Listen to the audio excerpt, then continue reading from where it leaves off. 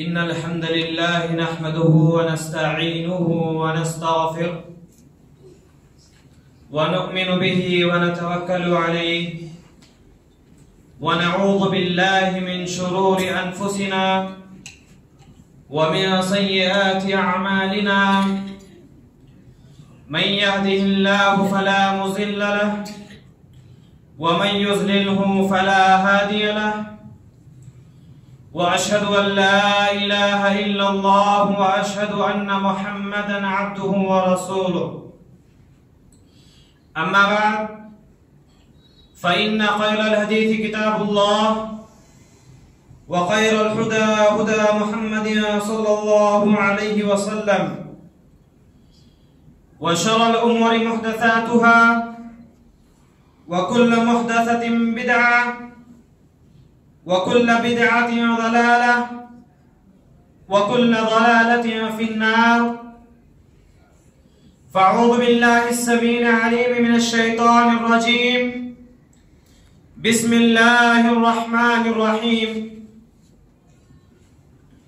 قاف والقرآن المجيد بل عجبوا أن جاءهم منذر منهم فقال الكافرون هذا شيء عجيب أإذا متنا وكنا ترابا ذلك رجع بعيد قد علمنا ما تنقص الأرض منهم وعندنا كتاب حفيظ بل كذبوا بالحق لما جاءهم فهم في أمر مريج أفلم ينظروا إلى السماء فوقهم كيف بنيناها وزيناها وما لها من فروج والأرض مددناها وألقينا فيها رواسي وأنبتنا فيها من كل زوج بهيج تبصرة وذكرى لكل عبد منيب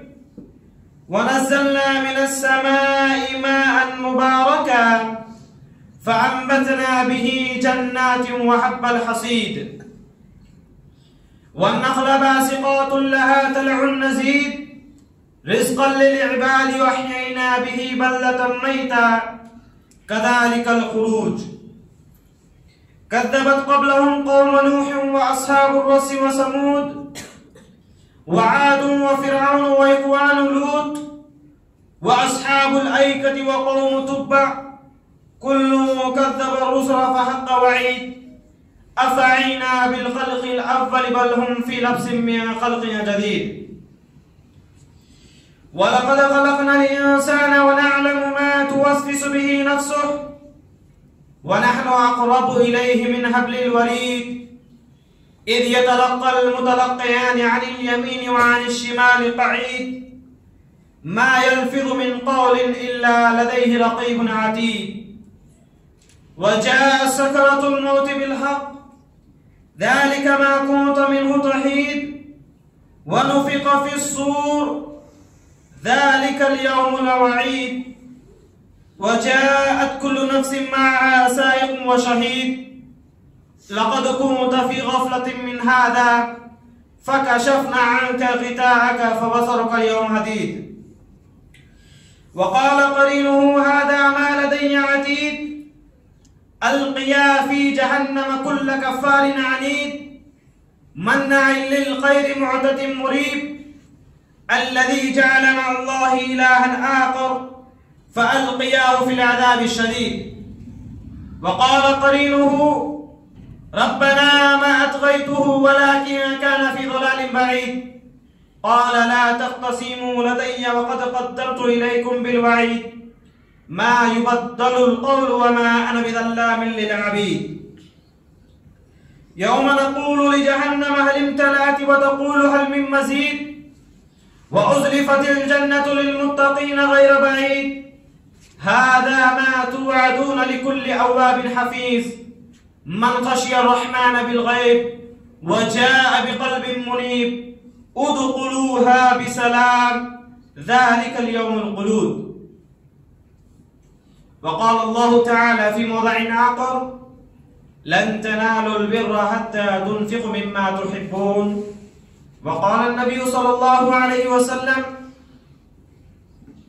لا تزول قدم ابن آدم يوم القيامة حتى يسأل عن خمس: عن عمره فيما أفناه، وعن شبابه فيما أبلاه، وماله من أين اكتسبه وانفقه، وماذا عمل فيما علم. رواه الترمذی۔ تمام قسم کی تعریف، حمد و ثنا،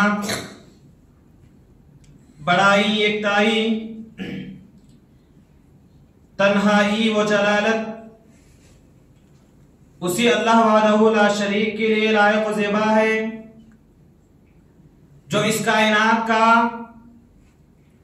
خالق ہے، مالک ہے، مدبر انس و جان ہے۔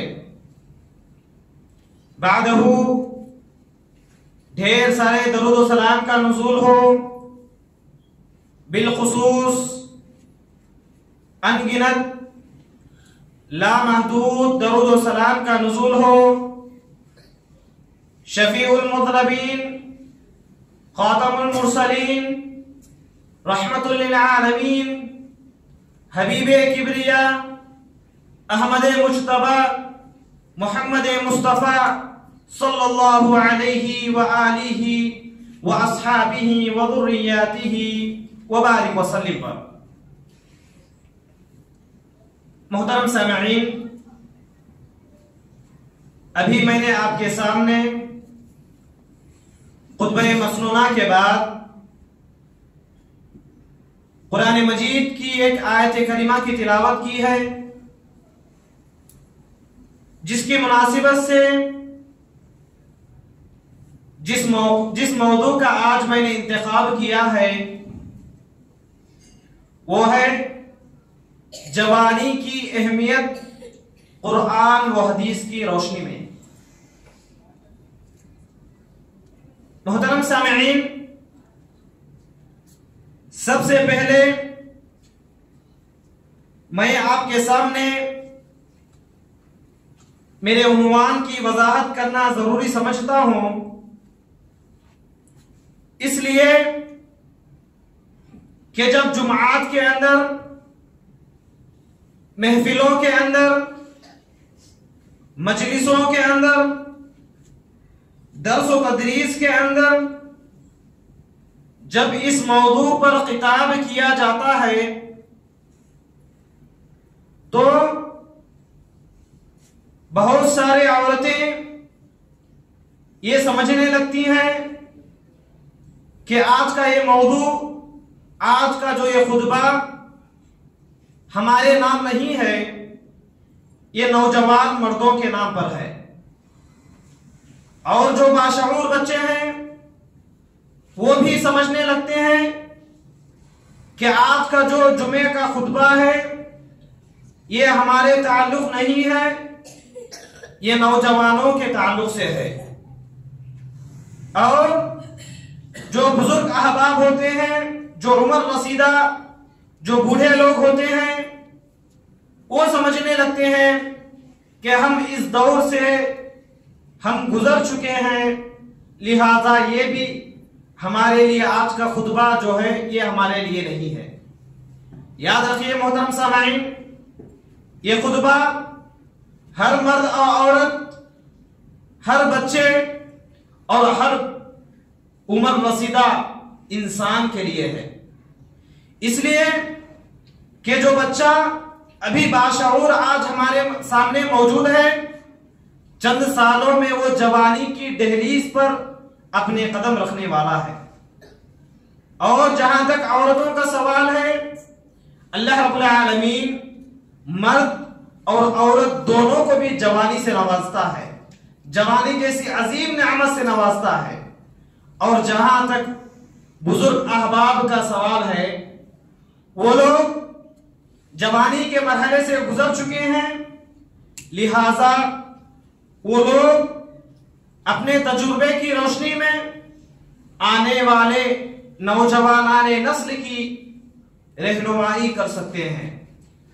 اگر آج کا موضوع دیکھا جائے تو ہر مرد اور عورت، ہر عمر رسیدہ بوڑھے لوگ اور ہر بچے کا میں نے اس موضوع کے اندر احاطہ کرنے کی کوشش کی ہے۔ محترم سامعین، سب سے پہلے میں نوجوانوں کے تعلق سے ایک غلط تصور دور کر دینا چاہتا ہوں۔ آج ہمارے معاشرے کے اندر بہت سارے نوجوانوں کے اندر یہ غلط تصور پیدا ہو گیا ہے کہ جوانی یہ صرف مزے کرنے کے ایام ہے، جوانی عائش کرنے کا مرحلہ ہے۔ اسلام جوانی کے تعلق سے کچھ بھی رہنمائی نہیں فرماتا، لہذا جو بھی انسان اس مرحلے کو پہنچ گیا وہ چاہیے کہ اس دنیا کے اندر عائش کرے۔ نہ جانے یہ تصور ہمارے مسلم سماج کے اندر کہاں سے آ گیا کہ وہ سمجھنے لگتے ہیں کہ یہ جو جوانی ہے اللہ رب العالمین نے ہمیں مزے کرنے کے لیے دیا ہے، یہ جوانی اللہ رب العالمین ہمیں ٹائم پاس کرنے کے لیے حکم دیا ہے، لہذا نوجوانان اسلام ایسے گلیوں میں پھرتے ہیں جیسے ان کے کندھوں پر کسی طرح کی ذمہ داری نہیں ہوتی۔ یاد رکھیے محترم سامعین، یہ جوانی مزے کرنے کی جگہ نہیں ہے، یہ جوانی مزے کرنے کی جگہ نہیں ہے، اور خاص کر یہ دنیا جہاں پر آپ اور ہم زندگی بسر کر رہے ہیں یہ عیش کرنے کی جگہ نہیں ہے۔ آپ صلی اللہ علیہ وسلم خندق کے موقع پر خندق کھودتے ہوئے یہ دعا پڑھ رہے تھے، اللہم لا عیش الا عیش الآخر، اللہم لا عیش الا عیش الآخر، اے اللہ اس دنیا کے اندر عیش نہیں ہے، اے اللہ یہ دنیا کی زندگی مزے کرنے کی جگہ نہیں ہے، الا عیش الآخر، سوائے یہ کہ آخرت مزہ کرنے کی جگہ ہے۔ محترم سامعین، آپ ایک مرتبہ غور کریں، اس دنیا کے اندر جو بھی نعمتیں انسان کو دی جاتی ہے وہ زائل ہے۔ زائل کا مطلب فنا ہونے والی ہے، اور اس دنیا کے اندر جو بھی عیش و عشرت کے سامان ہیں وہ مہنگے ہوا کرتے ہیں۔ زائل اس اعتبار سے کہ جب تک آپ دنیا کی عیش و عشرت والے چیزوں سے لگے ہوئے ہوں گے، جب تک آپ عیش و عشرت کرنے والے چیزوں سے آپ اپنا تعلق جمائے رکھیں گے، جب تک وہ چیز آپ کو لطف دے گی۔ جیسے ہی آپ اس سے قطع تعلق ہو جاتے ہیں، جیسے ہی آپ اس چیز سے دور ہو جاتے ہیں، آپ کو لطف ملنا ختم ہو جاتا ہے۔ آخرت کا معاملہ ایسا نہیں ہے۔ مثال کے طور پر ہم دنیا کے اندر کھانا کھاتے ہیں، پانی پیتے ہیں، لیکن اس کا مزہ صرف اس وقت تک ہوتا ہے جب تک ہم وہ کام کا سلسلہ جاری رکھتے ہیں۔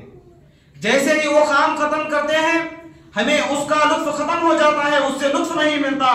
لیکن آخرت کا معاملہ ایسا نہیں ہے محترم سامعین۔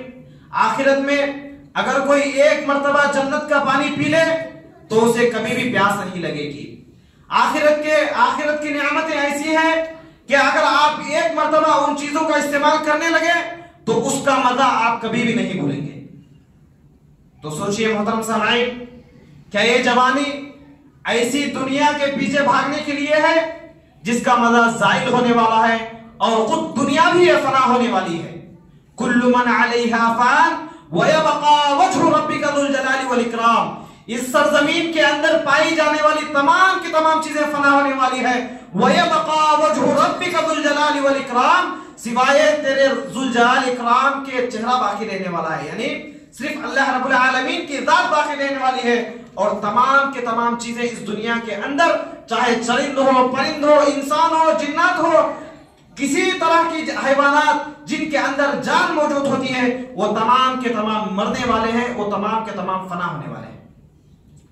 میں ایک اور غلط تصور جو نوجوان اپنے جوانی کے تعلق سے رکھتے ہیں، آج ہمارے معاشرے کے اندر خصوصی طور پر مسلم نوجوان اصل میں یہ تصور غیر مسلموں کا ہے. اصل میں یہ جو تصور لیا گیا غیر مسلموں سے لیا گیا. غیر مسلمانوں کے اندر یہ بات عام ہے کہ ان کے یہاں عبادت کے کچھ مراحل ہوتے ہیں. مثال کے طور پر اگر وہ جوان ہے تو اس پر کسی طرح کی عبادتیں لاگو نہیں ہوتی. جیسے ہی وہ بڑھاپے کی عمر کو پہنچ جاتا ہے وہ اس کے اوپر جو ہے عبادت کے طرح طرح کے اقسام جو ہے اس کے اوپر لاگو ہو جاتے ہیں. یہ مسئلہ غیر مسلموں کا ہے. لیکن افسوس کے ساتھ کہنا پڑتا ہے محترم سامعین، آج یہ تصور آج ہمارے نوجوانوں نے اسلام کے اندر بھی آپ کو دیکھنے کو ملتا ہے. وہ سمجھنے لگتے ہیں کہ جوانی صرف پیسے کمانے کی عمر ہے، جوانی کے اندر صرف پیسہ کمایا جائے گا اور کچھ کام نہیں کیا جائے گا. عبادتیں، روزے، زکاتیں، حج وغیرہ یہ تمام کے تمام بڑھاپے کی عمر میں کرنے والے کام ہیں، لہذا جوانی سے اس کا کچھ بھی تعلق نہیں ہے. سوچئے محترم سامعین، آج ہمارے مسلمان نوجوانوں کے اندر یہ تصور ہے کہ جوانی کے عمر میں وہ لوگ نماز کو چھوڑتے ہیں، وہ لوگ روزوں کو چھوڑتے ہیں، وہ لوگ زکات کو ادا نہیں کرتے اور اسلام سے بے تعلق ہوتے ہیں. جیسے ہی ان کی عمر ڈھلتی ہے، جیسے ہی وہ جوانی کے مرحلے سے نکلنے لگتے ہیں، ویسے ویسے دین سے قریب ہونے لگتے ہیں. یاد رکھیے محترم سامعین، اللہ رب العالمین قرآن مجید کے اندر ارشاد فرماتا ہے لن تنالوا البر حتى تنفقوا مما تحبون. تم لوگ اس وقت تک نیکوکار نہیں ہو سکتے جب تک کہ تم تمہارا پسندیدہ چیز اللہ رب العالمین کی راستے میں نہ لگا دو. محترم سامعین، عمر کے اعتبار سے انسان دو مرحلوں میں کمزور ہوتا ہے. عمر کے اعتبار سے بچپن اور بڑھاپا یہ دونوں کمزوری ہے، لیکن جوانی یہ اللہ رب العالمین کی دی گئی نعمت اور طاقت ہے. ایک انسان اپنی جوانی میں طرح طرح کے گناہ کرتا ہے، عیش و عشرت میں بڑا رہتا ہے، لوگوں پر ظلم کرتا ہے، لوگوں کا حق کم ہوتا ہے، اور جیسے ہی بڑھاپے کی عمر کو پہنچ جاتا ہے وہ کسی مسجد کا کونا پکڑ لیتا ہے. بہت سارے ایسے لوگ آپ کو مل جائیں گے، یا پھر بعض احباب آپ کو ایسے بھی مل جائیں گے جو 50 سال 60 سال دوسروں کا حق مارتے ہیں، دوسروں پر ظلم کرتے ہیں، نماز سے کچھ بھی تعلق نہیں، دین سے کچھ بھی تعلق نہیں. جیسے ہی عمر ڈھلنے لگتی ہے حج کو جاتے ہیں، حج کو جا کر ایک مرتبہ حج کرتے ہیں، حج کر کے آ کر لوگوں کو کہتے پھرتے ہیں کہ ہم حج کر چکے ہیں، ہمارا اب دوسرا جنم ہو چکا ہے، گویا کہ اب ہمارے گناہ تمام کے تمام گناہ پاک ہو چکے ہیں، لہذا اب جو ہے ہم مسجد سے جڑے رہیں گے، دین سے جڑے رہیں گے. لوگ بھی مجبور ہو گئے، یہ تمام کے تمام معاملات دیکھ کر کہنے پر مجبور ہو گئے. وہ کہتے ہیں نا 100 چوہے کھا کر بلی چلی حج کو. یہی ماجرا دیکھ کر جو ہے لوگوں نے یہ مسئلہ بنایا ہے. خاص کر ہم مسلمانوں پر یہ لوگوں نے مسئلہ بنایا ہے کہ عمر کی جوانی پر لوگوں کے حق مانتے پھرو، لوگوں پر ظلم کرو، لیکن جیسے ہی عمر ڈھلتی ہے حج کر کے جاؤ حج کرو، تمام کے تمام گناہوں کو معاف کروا لو اور اپنے آپ کو جو ہے نیک ثابت کروا لو. یاد محترم سامعین، ایک مرتبہ غور کریں کہ آپ اپنی عمر کا سب سے قیمتی حصہ جوانی کا حصہ ہوتا ہے. اس جوانی کے اندر اگر آپ اللہ رب العالمین کی عبادت سے دور ہو کر ایسی عمر میں اور دنیا والے آپ کو جوانی کے اندر آپ کو اپنی طرف کھینچیں گے، کھینچ کر ان کو اپنے کاموں میں لگائیں گے اور دین سے دور کر دیں گے. جیسے ہی آپ کو عمر ڈھلتی ہے آپ کو دھکے مار کر نکال دیں گے. اب تمہاری عمر ڈھل چکی ہے، تمہاری جوانی نکل چکی ہے، جاؤ اب تم ہمارے کچھ کام کے نہیں، یہاں سے نکل جاؤ کہہ کر جو ہے دھکے مار کر نکالنے کے بعد ہم لوگ ایسی بیکار اور ایسی عمر کے اندر اللہ رب العالمین کی عبادت سے جڑنا چاہتے ہیں جس عمر میں اللہ رب العالمین ان کی عبادتوں کو اتنا اہمیت نہیں دیتا. آپ جوانی بھر اپنی مطلب کی چیزیں کرتے رہے اور ایسی عمر جو بیکار، جس کے اندر انسان کمزور ہوتا ہے، عقل کے اعتبار سے، زبان کے اعتبار سے بدن کے اعتبار سے ہر اعتبار سے کمزور ہوتا ہے، ایسے موقع پر آپ کہیں گے اے اللہ میں تیرے لیے ہو چکا ہوں، جبکہ آپ کو دنیا والے دھکے مار کر نکال دیے ہیں۔ ایسے موقع پر آ کر آپ کہیں گے اے اللہ میں تیرا ہو چکا ہوں، کیا اللہ رب العالمین آپ کی عبادتوں کو قبول کرے گا؟ اسی لیے اللہ رب العالمین قرآن مجید کے اندر ارشاد فرماتا ہے لن تنالوا البر حتى تنفقوا مما تحبون، تم میں سے کوئی شخص اس وقت تک نیک نہیں ہو سکتا جب تک کہ تمہاری عبادتوں کے اندر بہترین چیزیں نہ پائی جائیں۔ بہترین چیزیں عمر کے اعتبار سے انسان کی جوانی یہ بہت ہی قیمتی نعمت ہے اللہ رب العالمین کی طرف سے۔ اللہ کے نبی صلی اللہ علیہ وسلم جو شخص جوانی کی حفاظت کرتا ہے، جو شخص جوانی کے اندر اللہ رب العالمین کے دین سے جڑا ہوتا ہے، جو شخص اپنی جوانی کو اللہ رب العالمین کی اطاعت میں گزارتا ہے، ایسے شخص کو اللہ کے نبی صلی اللہ علیہ وسلم نے قیامت کے دن، خاص کر جو نوجوان اللہ رب العالمین کی عبادت میں جڑا رہتا ہے، جوانی کے مرحلے میں عیش و عشرت پر نہیں گزرتے، اپنی جوانی کو نہیں گزارتا بلکہ اللہ رب العالمین کی عبادت میں گزارتا ہے، ایسے شخص کے لیے اللہ کے نبی صلی اللہ علیہ وسلم کی خوشخبری سنیں۔ ایسے شخص کے لیے اللہ کے نبی صلی اللہ علیہ وسلم فرماتے ہیں سبعۃ یذلھم اللہ فی ظلہ یوم لا ظل الا ظلہ ومنہم شاب نشأ فی عبادت اللہ۔ اللہ رب العالمین کل قیامت کے دن 7 طرح کے لوگوں کو اللہ رب العالمین اپنے عرش کے سائے تلے جگہ دے گا۔ ان میں سے ایک شخص کون ہوگا؟ وَمِنْهُمْ شَابٌ نَشَأَ فِي عِبَادَةِ اللَّهِ، ان میں سے ایک شخص ہوگا ایسا نوجوان جس کی جوانی اللہ رب العالمین کی عبادت میں گزری ہوگی۔ محترم سامعین، جوانی کا مرحلہ یہ وہ مرحلہ ہوتا ہے جس کے اندر دماغ کے اندر شعور ہوتا ہے، خون کے اندر گرماہٹ ہوتی ہے، زبان کے اندر مٹھاس ہوتی ہے۔ ایسے موقع پر اگر آپ ایک مرتبہ تصور کریں کہ آپ اس مٹھاس کے ساتھ جب اللہ رب العالمین کے کلام کی تلاوت کریں، کیا اللہ رب العالمین آپ کے کلام کو پسند نہیں کرے گا؟ اس بات کے مقابلے میں کہ آپ کمزور ہو چکے ہیں، آپ کے دانت جھڑ چکے ہیں اور آپ کے زبان سے ہوا ایک جگہ سے نکالی جائے تو دوسری جگہ سے نکل رہی ہے، کیا ایسے موقع پر اللہ رب العالمین کے کلام کی تلاوت کرے تو جب پسند کرے گا؟ یقیناً جوانی کا مرحلہ محترم سامعین، جوانی کے مرحلے میں انسان کی زبان میں مٹھاس ہوتی ہے، انسان کی زبان میں روانگی ہوتی ہے، انسان کے خون میں گرماہٹ ہوتی ہے۔ اللہ رب العالمین جوانی کے اندر کیے جانے والے عبادت کو اسی لیے پسند فرماتا ہے۔ محترم سامعین، اللہ کے نبی صلی اللہ علیہ وسلم نے جو شخص اللہ رب العالمین کی عبادت میں اپنی جوانی کو گزارتا ہے، اللہ کے نبی صلی اللہ علیہ وسلم کی طرف سے نصیحت یہ ہے، اللہ کے نبی صلی اللہ علیہ وسلم نے اس کے لیے نصیحت کرتے ہوئے، اس کے وقت کو غنیمت جانتے ہوئے، اللہ کے نبی صلی اللہ علیہ وسلم اس نوجوان کو حکم دیتے ہیں اغتنم قمصا قبل قمص، 5 چیزوں کو 5 چیزوں سے پہلے غنیمت جانو۔ ان میں سے ایک چیز حیاتک قبل موتک، تمہاری زندگی کو تمہاری موت سے پہلے، غناؤک قبل فقرک، تمہاری مالداری کو فقیری سے پہلے، فراغک قبل شغلک، تمہاری خالی وقت کو مشغولیت سے پہلے، اور اسی طرح حیاتک قبل موتک، زندگی کو موت سے پہلے، اور 5ویں چیز پر غور کریں شبابک قبل حرمک، نوجوانی کو بڑھاپے سے پہلے، نوجوانی کو بڑھاپے سے پہلے، اس لیے کہ نوجوانی کو بڑھاپے سے پہلے غنیمت جان کر اللہ رب العالمین کی عبادت کرنا ہے، پیسے نہیں کمانا۔ پیسے کمانا ہے وہ ایک الگ مسئلہ ہے، لیکن یاد رکھیے محترم سامعین، اگر آپ ایک مرتبہ ایک اور غلط تصور میں آپ کے سامنے رکھتا چلوں کہ عبادت کا مقصد نوجوان اپنی زندگی اپنی جوانی عبادت کے اندر گزارے، اس کا مطلب کیا ہے؟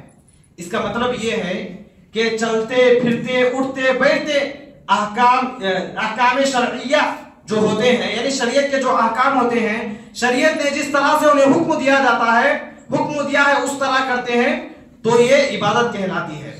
امام ابن تیمیہ رحمہ اللہ، شیخ الاسلام ابن تیمیہ رحمہ اللہ کہتے ہیں ہی اسم جامع لکل ما يحب اللہ ويرضاه من الاقوال والاعمال من الظاہرۃ والباطنہ، عبادت ہر اس کام کو، ہر اس قول کو، ہر اس کام کو، ہر اس قول کو، ہر اس کام کو کہتے ہیں جسے اللہ رب العالمین پسند کرتا ہے۔ مثال کے طور پر آپ کاروبار کرتے ہیں، کاروبار کے اندر اللہ رب العالمین نے کیا کہا؟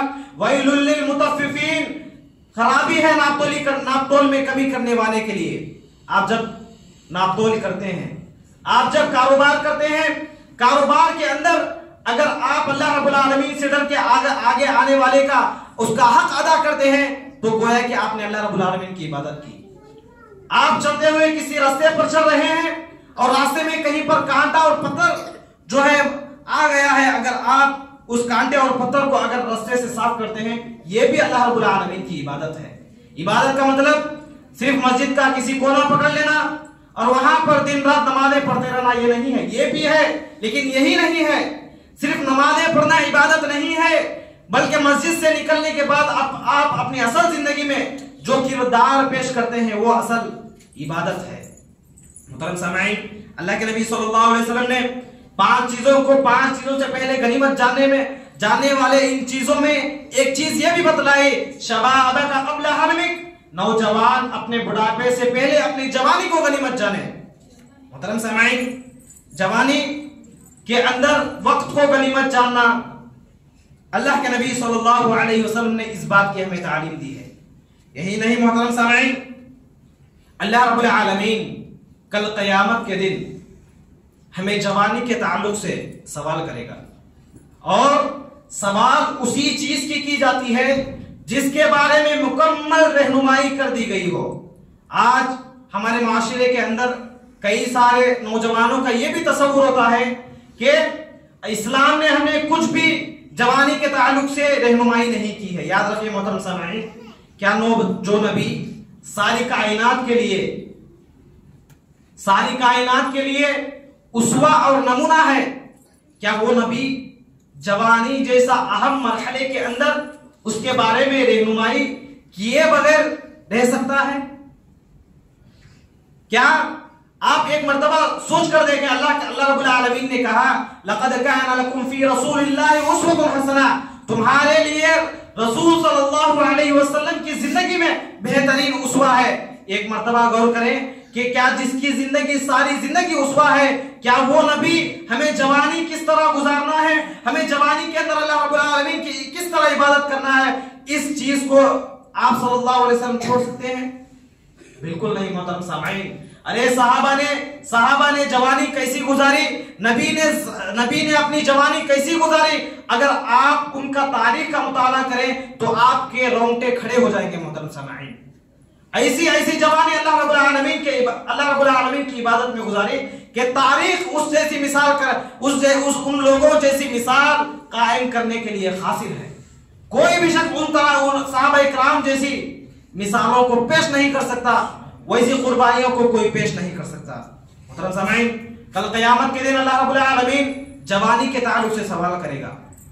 اللہ کے نبی صلی اللہ علیہ وسلم ترمذی کی حدیث کے اندر فرماتے ہیں لا تزول قدم ابن آدم يوم القيامة حتى يسأل عن خمس، عن عمره فيما أفناه، وعن شبابه فيما أبلاه، وماله من أين اكتسبه، وانفقه، وماذا علم فيما علم۔ رواہ الترمذی، اس حدیث کو امام ترمذی نے روایت کیا ہے۔ کہتے ہیں اللہ کے نبی صلی اللہ علیہ وسلم فرماتے ہیں لا تزول قدم ابن آدم یوم القیامت حتی یسأل عن خمس، قیامت کے دن اللہ رب العالمین ابن آدم کا قدم اس جگہ سے ہٹنے نہیں دے گا یہاں تک کہ وہ 5 چیزوں کے سوالات کے جوابات نہ دے دے۔ عن عمره فیما افناہ، تو نے تیری ساری عمر کہاں کھپائی، تو نے تیری ساری عمر 60 سال 70 سال کی برسہ عمر تو نے تیری عمر کہاں لگائی۔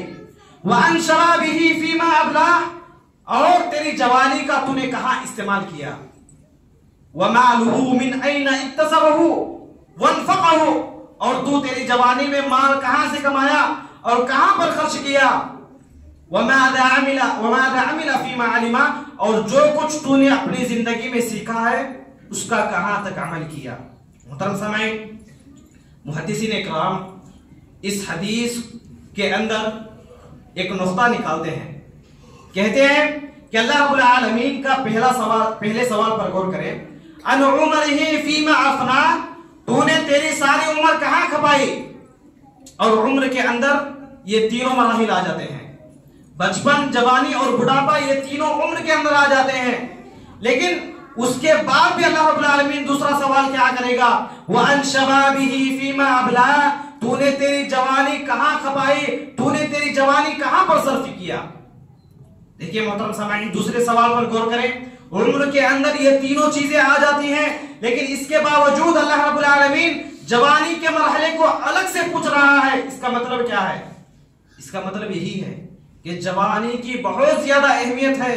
جوانی کی بہت زیادہ اہمیت ہے. اس چیز کو محدثین اکرام نے اپنی کتابوں کے اندر جو ہے ذکر کیا ہے.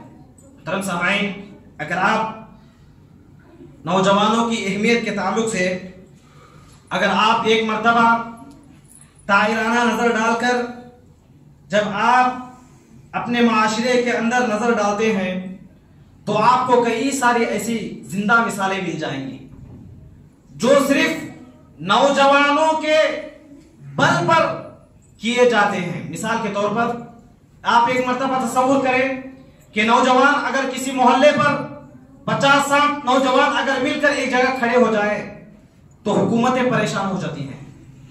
حکومتیں ڈرنے لگتی ہیں کہ کیا ماجرا ہے، نوجوان آخر یہاں پر کیوں جمع ہو گئے ہیں. حکومتیں ڈرنے لگتی ہیں. وہیں پر اگر کوئی جس کی عمر جو نوجوانی سے اپنے جوانی کے مرحلے سے گزر چکا ہے، اگر ان کی عمر رسیدہ لوگوں کی اگر ایک جگہ ان کی گروپ اگر جمع ہو جائے تو کوئی بھی نہیں پوچھے گا. کہیں پر اگر بچے بھی جمع ہو جائیں تو کوئی نہیں پوچھیں گے. لیکن اگر نوجوان اگر کسی محلے میں اگر اکٹھا ہو جائیں تو حکومتیں ڈرنے لگتی ہیں کہ کیا ماجرا ہے، یہاں پر نوجوان کیوں اکٹھا ہو رہے ہیں.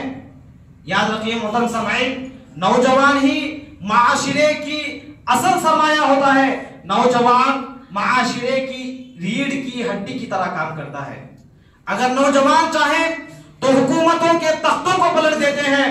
یہ نوجوانی کی اہمیت ہے. اسی طرح محترم سامعین، اگر آپ صحابہ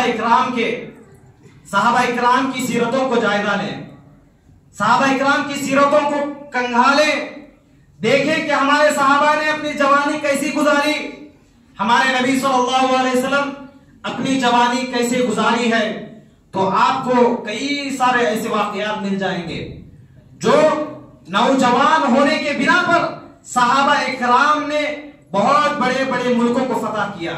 مثال کے طور پر اسامہ بن زید، یہ زید بن حارثہ رضی اللہ عنہ کے بیٹے ہیں. زید بن حارثہ کون ہے؟ آپ صلی اللہ علیہ وسلم کے غلام ہیں. آپ صلی اللہ علیہ وسلم نے جب ان کو آزاد کر دیا تو لوگ ان کو زید بن محمد کے نام سے لوگ بلانے لگے. کیوں؟ کیونکہ آپ صلی اللہ علیہ وسلم کی کوئی نرینہ اولاد نہیں تھی. آپ صلی اللہ علیہ وسلم کے کوئی نرینہ اولاد یعنی بچوں میں سے لڑکے نہیں تھے، صرف لڑکیاں تھیں. اسی وجہ سے زید بن حارثہ رضی اللہ عنہ کو زید بن محمد کے نام سے پکارا جانے لگا. ان کے بیٹے اسامہ بن زید رضی اللہ عنہ. اسامہ بن زید کون؟ اسامہ بن زید کی اگر آپ تاریخ جانیں تو آپ کو بہت تعجب ہوگا. 17 سالہ نوجوان، ایسا نوجوان جس کی عمر 17 سال ہے، آپ صلی اللہ علیہ وسلم روم سے لڑنے کے لیے، رومن امپائر اس وقت روم سے لڑنے کے لیے ایک 17 سالہ نوجوان کو صحابہ اکرام کے ساتھ بھیجتے ہیں. کئی سارے صحابہ اکرام آپ صلی اللہ علیہ وسلم کہتے ہیں کہ اے اللہ کے نبی صلی اللہ علیہ وسلم، آپ صلی اللہ علیہ وسلم کے زمانے میں ہی کئی سارے جو ہے صحابہ اعتراض کرنے لگتے ہیں کہ یہ چھوٹے سے نوجوان کو آپ اس کا کمانڈر کیوں بنا رہے ہیں، لیکن یہ بات آپ صلی اللہ علیہ وسلم تک نہیں پہنچتی. لیکن جیسے ہی لشکر اسامہ مدینے سے کچھ فاصلے پر جاتا ہے تو اس لشکر کو خبر ملتی ہے کہ آپ صلی اللہ علیہ وسلم کی وفات ہو چکی ہے. وہ لشکر واپس آ جاتا ہے. خلیفہ کے طور پر ابوبکر صدیق رضی اللہ عنہ کو منتخب کر لیا جاتا ہے. حضرت عمر رضی اللہ عنہ آتے ہیں اور کہتے ہیں کہ اے ابوبکر، آپ ایک مرتبہ اسامہ بن زید کی کمانڈری پر غور کریں. ایک مرتبہ اسامہ بن زید کو لشکر کا امیر بنانے پر غور کریں. اس لیے کہ وہ 17 سالہ نوجوان ہے، کہیں ایسا نہ ہو کہ دشمن اس پر غالب آ جائے۔ اور اسامہ بن زید رضی اللہ عنہ کے لشکر میں بڑے بڑے صحابہ موجود ہیں، بڑے بڑے صحابہ۔ ابو بکر صدیق رضی اللہ عنہ نے کہا کہ اے عمر، کیا تم یہ بات کہنا چاہتے ہو کہ جس فیصلے کو اللہ کے نبی صلی اللہ علیہ وسلم نے کیا ہے وہ فیصلہ غلط اور مجھے صحیح فیصلہ کرنے کا حکم دے رہے ہو؟ کیا آپ صلی اللہ علیہ وسلم کو نہیں پتا کہ اسامہ بن زید ایک نوجوان ہے؟ کیا اسامہ بن زید کی عمر کم ہے؟ کئی سارے ان سے بڑے صحابہ ان کے لشکر کے اندر موجود ہیں، کیا یہ بات آپ صلی اللہ علیہ وسلم کو معلوم نہیں تھی؟ عمر رضی اللہ عنہ بات سمجھ گئے، عمر رضی اللہ عنہ بات سمجھ گئے اور کہنے لگے اے ابو بکر صدیق رضی اللہ عنہ، مجھے معاف کریں، مجھے یہ بات میرے دل میں نہیں آئی، لہذا عمر رضی اللہ عنہ جو ہے ابو بکر صدیق رضی اللہ عنہ سے معافی مانگ کر جو ہے وہاں سے نکل گئے۔ ایک اور روایت میں آتا ہے کہ عمر رضی اللہ عنہ نے ابو بکر صدیق رضی اللہ عنہ سے کہا کہ اے ابو بکر صدیق رضی اللہ عنہ، ایک مرتبہ آپ غور کریں، آپ صلی اللہ علیہ وسلم کی وفات کی وجہ سے، آپ صلی اللہ علیہ وسلم کی انتقال کی وجہ سے کئی سارے دشمنان اسلام کے اندر ہمت پیدا ہو گئی ہے، کئی سارے دشمنان اسلام سمجھنے لگے ہیں کہ اب وہ ہم پر غالب آ جائیں گے، لہذا اسامہ بن زید کے لشکر کو مدینے میں ہی روک لو تاکہ اگر کوئی ہم پر حملہ کرے ہم بھی ان کے اوپر جوابی طور پر حملہ کر سکیں گے۔ جیسے یہ بات ابو بکر صدیق رضی اللہ عنہ سنتے ہیں تو جواب دیتے ہیں کہ اے عمر، اگر اس مدینے کے اندر جنگلی جانور چیر پھاڑ کرنے والے جانور آ کر بھی اگر ہمیں نوچ کر لے جائیں تب بھی میں اسامہ کے لشکر کو واپس نہیں بلاؤں گا، اسامہ کے لشکر کو واپس نہیں بلاؤں گا، کیونکہ اس لشکر کو اللہ کے نبی صلی اللہ علیہ وسلم نے روانہ کیا ہے۔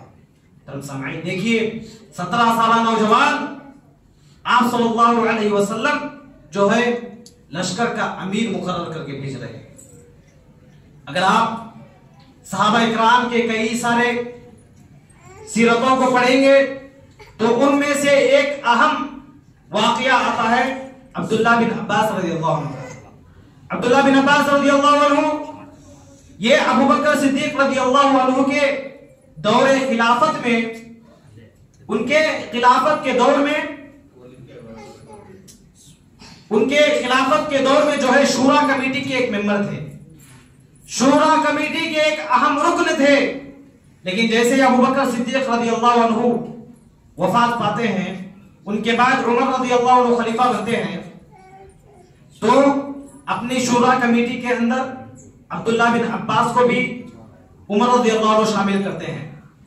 عمر رضی اللہ عنہ کو شامل کرنے کے بعد کئی سارے لوگ اعتراض کرتے ہیں کہ اے عمر بن خطاب، کیا ماجرا ہے، آپ اس چھوٹے سے نوجوان کو ہم جیسے بڑے بڑے صحابہ اکرام کے درمیان بٹھا دیا ہے، اگر مسئلہ ایسا ہی ہے تو کل سے ہم بھی ہمارے بچے لائیں گے، ہم بھی ہمارے بچوں کو اس محفل کے اندر شامل کریں گے۔ تو عمر بن خطاب رضی اللہ عنہ نے کہا کہ اس بچے کے اندر جو بات مجھے معلوم ہے تم لوگوں کو نہیں معلوم۔ یہ کہہ کر سورۃ النصر ان کے سامنے تلاوت کرنے کے بعد کہا کہ کہو کہ اس کے اندر اللہ رب العالمین کیا فرمانا چاہتا ہے، یہ بات مجھے بتلاؤ کہ اللہ رب العالمین اس آیت کے اندر کیا پیغام دینا چاہتا ہے۔ تو تمام لوگوں نے طرح طرح کی تفسیریں کی، بعض نے کہا اللہ رب العالمین نے اس سورت کے اندر اذا جاء نصر اللہ والفتح ورأيت الناس يدخلون في دين الله افواجا فسبح بحمد ربك واستغفر انه كان توابا، اس ان آیتوں کے اندر اللہ رب العالمین ہماری فتح کے بارے میں ذکر کر رہا ہے اور اس فتح پر اللہ رب العالمین کی تدبیر بیان کرنے کا حکم دے رہا ہے۔ تمام صحابہ کو یہی لگا، تمام صحابہ بھی جواب میں یہی کہے، لیکن جب عبداللہ بن عباس رضی اللہ عنہ سے پوچھا کہ اے عبداللہ بن عباس اس کے بارے میں بتاؤ، تو عبداللہ بن عباس نے ایسی بات کہی جو ان صحابہ میں سے کسی نے نہیں کہی۔ حالانکہ دیکھا جائے تو 17 سالہ نوجوان بہت ہی چھوٹی عمر میں عمر بن خطاب رضی اللہ عنہ کے محفل میں تھے، بہت ہی چھوٹی عمر میں نوجوان تھے، ابھی جوانی کے دہلیز پر بھی قدم نہیں رکھے، ابھی نوجوان ہے، نوجوان ہونے کے باوجود اتنی فقاہت کے بڑے بڑے صحابہ اکرام اس چیز کا جواب نہ دے پائے. عبداللہ ابن عباس رضی اللہ عنہ کہتے ہیں کہ اے عمر ابن خطاب، اس سورت کے اندر، سورت الفتح، اس سورت کے اندر اللہ رب العالمین، سورت النصر کے اندر اللہ رب العالمین آپ صلی اللہ علیہ وسلم کی وفات کی خبر دے رہا ہے. تمام صحابہ تعجب میں پڑ گئے، اس میں وفات کا ذکر کہاں ہے؟ تو کہنے لگے کہ اللہ رب العالمین نے آپ صلی اللہ علیہ وسلم کو جس مقصد کے تحت اس دنیا کے اندر مبعوث کیا تھا وہ مقصد اب پورا ہو چکا ہے. وَرَأَيْتَ النَّاسَ يَدْخُلُونَ فِي دِينِ اللَّهِ أَفْوَاجًا، اور اے نبی صلی اللہ علیہ وسلم آپ دیکھ رہے ہیں کہ لوگ فوج در فوج اسلام میں داخل ہو رہے ہیں. اور آپ صلی اللہ علیہ وسلم کا بعثت کا مقصد بھی یہی تھا، لوگوں کو اسلام کی طرف بلانا. یہ بات جیسے صحابہ اکرام کو معلوم ہوئی، سب تعجب میں پڑ گئے اور تمام لوگوں نے اتفاق کر لیا کہ عبداللہ بن عباس رضی اللہ عنہ عمر بن خطاب کی محفل میں رہیں گے. محترم سامعین غور کریں، نوجوان بچہ بہت بڑے بڑے صحابہ اکرام کو ٹکر دے رہا ہے. یہ صحابہ اکرام کی جوانی کے واقعات تھے.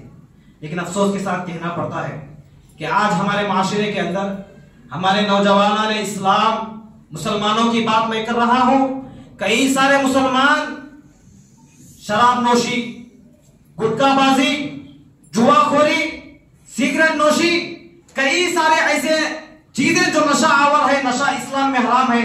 شراب کو حرام کرنے کی وجہ یہی ہے کہ شراب کے اندر نشہ پایا جاتا ہے. اس کے باوجود کئی سارے ایسے ذلیل اور کئی سارے حقیر، کئی سارے گناہ کے کام کرتے ہیں جو کہ نشہ آور ہوتے ہیں، جو انسان کو نشہ لاتی ہے. ایسے کئی سارے چیزوں کے اندر، چاہے کھانے کے ذریعے ہو، چاہے پینے کے ذریعے ہو، چاہے سونگنے کے ذریعے ہو، چاہے رگوں کے اندر انجیکشن لگانے کے ذریعے ہو، کئی طرح کے ایسے اقسام نشے کے ہیں جس کے اندر آج ہمارے نوجوانوں نے اسلام ملوث ہیں. کئی سارے ایسے بد اخلاقیاں ہیں، غیر لوگوں سے، لڑکیوں سے غلط تعلقات رکھنا، بد اخلاقی، ان آج ہمارے نوجوانوں کے اندر یہ تمام کے تمام چیزیں موجود ہیں. محترم سامعین اسی طرح اگر کہا جائے تو نوجوانان اسلام جب یہ لوگ سیدھے رہیں گے تو کسی بھی قوم کا عروج یا پھر زوال اسی وقت طے ہوتا ہے. اگر آپ کسی قوم کے عروج یا زوال کا اگر جائزہ لینا ہو تو اس قوم کے نوجوان کو دیکھ لیں. اگر اس قوم کا نوجوان اگر محنتی ہے، اس قوم کا نوجوان اپنے دین پر چلنے والا ہے، اس قوم کا نوجوان لوگوں کو مدد کرنے والا، اچھی اخلاق والا، برے چیزوں سے دور ہے، تو یاد رکھیے کہ وہ قوم بہت عروج پر جانے والی ہے. صحابہ اکرام کا یہی معاملہ تھا. صحابہ اکرام کے اندر آپ صلی اللہ علیہ وسلم کی صفتیں صحابہ اکرام کے اندر پیوست کر چکے تھے. اسی لیے مسلمان جب تک دین و اسلام سے جڑے تھے، جب تک عروج پر تھے، جب تک آسمانوں کی بلندی پر تھے، لیکن جیسے ہی مسلمانوں نے اسلام کو چھوڑا ان کا زوال کا وقت شروع ہو گیا. آپ دیکھ لیں دنیا کے اعتبار سے، ہر میدان کے اعتبار سے ہم پیچھے ہیں. علم کے اعتبار سے لے لیں، کئی اعتبار سے اگر دیکھا جائے تو آج ہمارے نوجوان ہر چیز میں پیچھے ہونے کی وجہ یہی ہے. محترم سامعین یہ چند باتیں تھیں جو میں آج آپ کے سامنے رکھنے کی کوشش کیا.